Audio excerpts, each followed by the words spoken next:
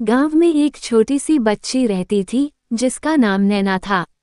नैना को लड़कों के साथ खेलना, पतंग उड़ाना और पेड़ पर चढ़ना बहुत पसंद था।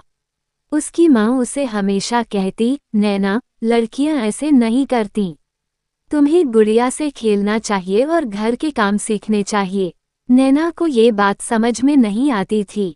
उसे क्यों सिर्फ कुछ खास रंग और खिलौने दिए जाते थे, क्यों उसे अपनी पसंद के कपड़े पहनने और अपनी मर्जी के काम करने की इजाजत नहीं थी।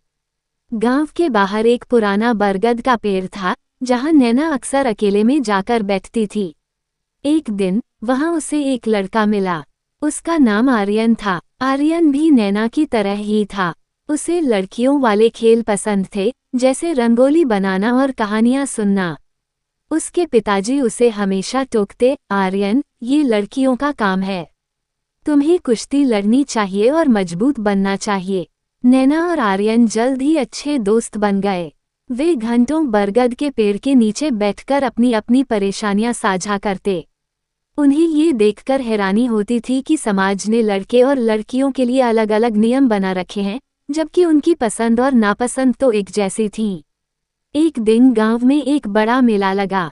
मेले में तरह तरह के रंग और खिलौने बिक रहे थे। नैना को एक नीले रंग की पतंग बहुत पसंद आई, लेकिन उसकी माँ ने उसे गुलाबी रंग की पतंग लेने को कहा। वहीं आर्यन को एक लाल रंग की गुड़िया अच्छी लगी, लेकिन उसके पिताजी ने उसे नीले रंग की तलवार खरीदने को कहा। नैना और आर्यन उदास हो गए। उन्हें लग रहा था कि उनके सपनों के रंग कहीं खो रहे हैं। तभी नैना ने आर्यन का हाथ पकड़ा और कहा, आओ, हम अपनी पसंद के रंग खुद बनाते हैं। वे दोनों एक कुम्हार के पास गए और उससे मिट्टी के छोटे छोटे बर्तन लिए। फिर उन्होंने फूलों और पत्तियों से अलग अलग रंग बनाए, नीला, लाल, पीला, हरा।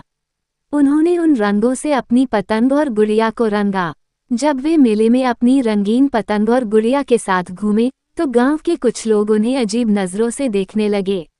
लेकिन नैना और आर्यन ने एक दूसरे का हाथ थामे रखा और मुस्कुराते रहे। उन्हें इस बात का एहसास हो गया था कि रंग किसी के भी हों, बंधन तो दोस्ती और प्यार का ही सच्चा होता है। धीरे धीरे गांव के दूसरे बच्चे भी उनकी तरह अपनी पसंद के रंग चुनने लगे। लड़कों ने रंगोली बनाना सीखा और लड़कियों ने पतंग उड़ाना। समाज की बनाई हुई दीवारें धीरे धीरे गिरने लगीं और हर किसी को अपनी मर्जी से जीने का मौका मिलने लगा।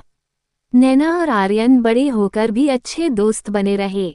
उन्होंने मिलकर एक ऐसा स्कूल खोला जहां बच्चों को अपनी पसंद के विषय पढ़ने और अपनी प्रतिभा दिखाने की पूरी आज़ादी थी। उस स्कूल में रंगों का बंधन प्यार और सम्मान का प्रतीक बन गया था।